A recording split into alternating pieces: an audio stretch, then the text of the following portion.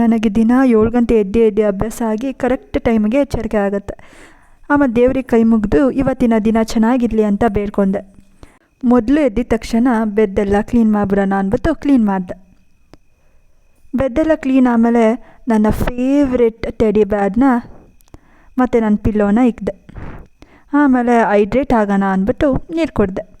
ನಾವೆಷ್ಟು ಜಾಸ್ತಿ ನೀರು ಕುಡಿತೀವೋ ಅಷ್ಟು ಆರೋಗ್ಯಕ್ಕೆ ಒಳ್ಳೆಯದು. ಮತ್ತು ದಿನ ನಾವು ಮೆಡಿಟೇಟ್ ಮಾಡೋದ್ರಿಂದ ನಮ್ಮ ದೇಹಕ್ಕೆ ತುಂಬ ಒಳ್ಳೆಯದು.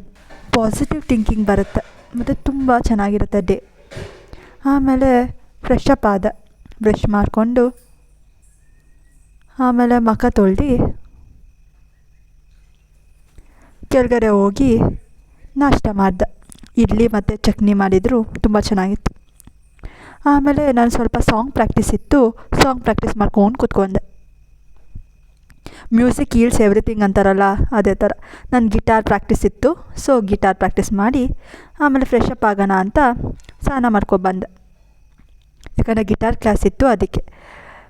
ಆಮೇಲೆ ಹೊಟ್ಟೆ ತುಂಬ ಊಟ ಮಾಡಿಬಿಟ್ಟು ಗಿಟಾರ್ ಕ್ಲಾಸಿಗೋಸ್ಕರ ರೆಡಿ ಆಗ್ತಿದ್ದೆ. ಆಮೇಲೆ ಬೇಗ ರೆಡಿ ಆದಮೇಲೆ ಮಳೆ ಬೇರೆ ಬಂತು. ಮಳೆ ಎಲ್ಲ ನಿಂತ ಮೇಲೆ ಗಿಟಾರ್ ಕ್ಲಾಸಿಗೆ ಹೊರಟೆ. ಆಮೇಲೆ ಸಂಜೆ ಬಂದು ಫ್ರೆಶ್ ಅಪ್ ಆಗಿ ದೇವ್ರ ದೀಪ ಹಚ್ಬಿಟ್ಟು ಶ್ಲೋಕ ಹೇಳ್ದೆ. ಅದೊಂಥರ ದೇವ್ರು ನಮ್ಮ ಜೊತೆ ಇದ್ದಾನೆ ಅನ್ನೋ ಥರ ಪಾಸಿಟಿವ್ನೆಸ್ ಇರುತ್ತೆ. ಸೊ ಅದಕ್ಕೆ ದೀಪ ಹಚ್ಚಿ ಶ್ಲೋಕ ಹೇಳ್ದೆ.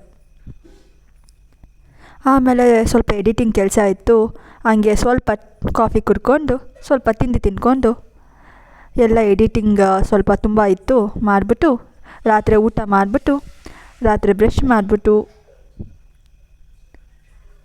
ಆಮೇಲೆ ಸ್ವಲ್ಪ ಸ್ಕಿನ್ ಕೇರ್ ಮಾಡಿಬಿಟ್ಟು ಇವತ್ತಿನ ದಿನ ತುಂಬ ಚೆನ್ನಾಗಿತ್ತು. ಇದಾಗಿತ್ತು ಇವತ್ತಿನ ವ್ಲಾಗ್. Good night.